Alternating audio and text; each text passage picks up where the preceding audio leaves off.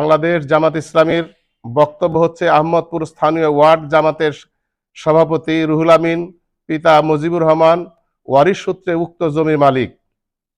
উক্ত জমির পরিমাণ 33%। এর মধ্যে 22% জমি বিক্রয় করে, বাকি 11%-এর মধ্যে রোডস অ্যান্ড হাইওয়ে 4% অ্যাকোয়ার করে নিয়েছে। বাকি 7% তাদের মালিকানায় রয়েছে, যা ওয়ারিশ সূত্রে প্রাপ্ত। কিন্তু উক্ত 7% জমি আহমদপুর নোয়াপাড়া গ্রামের জোয়ারি ইউনিয়নের যুব দলের সাংগঠনিক সম্পাদক দুলাল, জাহাঙ্গীর, শাহ আলম, মুতালেব গং দীর্ঘদিন যাবৎ দখল করে রাখে।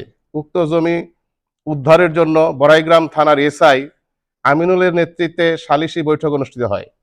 উক্ত সালিশি বিষয়টি মীমাংসার লক্ষ্যে জোয়ারি ইউনিয়নের বিএনপির সাধারণ সম্পাদক জুলহাসের নেতৃত্বে 4 সদস্য বিশিষ্ট কমিটি গঠন করা হয়। সে অনুযায়ী গত 26শে জুলাই রোজ শনিবার উক্ত জমি সার্ভের জন্য দিন ধার্য করা হয়।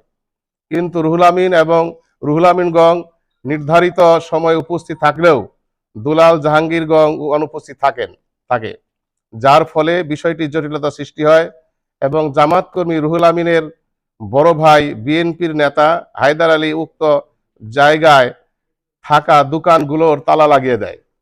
এখানে কোনো চাঁদাবাজির ঘটনা ঘটেনি। এটা নিতান্তই পৈতৃক সম্পত্তি উদ্ধার সংক্রান্ত বিষয় এবং নিতান্তই তাদের পারিবারিক বিষয়।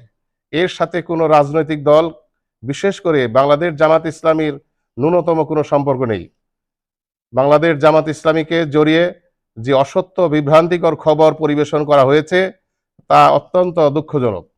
বাংলাদেশ জামাত ইসলামী একটি আদর্শবাদী সংগঠন।